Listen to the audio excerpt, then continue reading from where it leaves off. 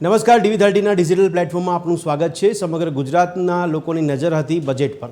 જે બજેટ આપણને 18મી તારીખે રજૂ થયેલું જોવા મળ્યું। ગુજરાત વિધાનસભામાં બજેટ સત્ર ચાલી રહ્યું છે। બજેટ સત્રમાં ગુજરાતના નાણામંત્રી કનુ દેસાઈએ બજેટ રજૂ કર્યું છે।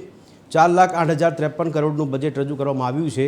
આ બજેટમાં વિવિધ વિભાગોની અલગ અલગ જોગવાઈ કરવામાં આવી છે, જેમાં અધધ ભંડોળ ફાળવવામાં આવ્યું છે। ખાસ શિક્ષણ અને આરોગ્ય પર ધ્યાન આપવામાં આવ્યું છે, જેમાં શિક્ષણ વિભાગ માટે કરોડોની જોગવાઈ કરવામાં આવી છે, કરોડોનું ભંડોળ ફાળવવામાં આવ્યું છે। પણ સવાલ થઈ રહ્યા છે કે શિક્ષણ વિભાગ પર ફાળવવામાં આવતું જે ભંડોળ કે ફંડ છે એ ફંડનો પૂરતો ઉપયોગ કેમ થતો નથી? કારણ કે ઘણા વખતથી આપણે જોઈ રહ્યા છે ગુજરાત રાજ્યના બજેટ પર ઘણી વખત કેગના રિપોર્ટ પણ સામે આવ્યા છે, અને કેગના રિપોર્ટ અનુસાર જો આપણે નજર કરીએ તો ઘણું બધું ભંડોળ વણ વપરાયેલું છે અથવા તો પરત લેવામાં આવ્યું છે। સવાલ થાય છે કે વણ વપરાયેલું ભંડોળ કેમ હોય છે આપણે ત્યાં? જો આપણે શિક્ષણમાં સુધારાની વાતો કરતા હોય, શિક્ષણને ગુણવત્તાયુક્ત બનાવવાની વાતો કરતા હોય, તો પછી બજેટમાં કરવામાં આવતી જોગવાઈમાં જે ફંડ વાપરવામાં આવતું હોય ફંડનો પૂરેપૂરો ઉપયોગ કેમ થતો નથી?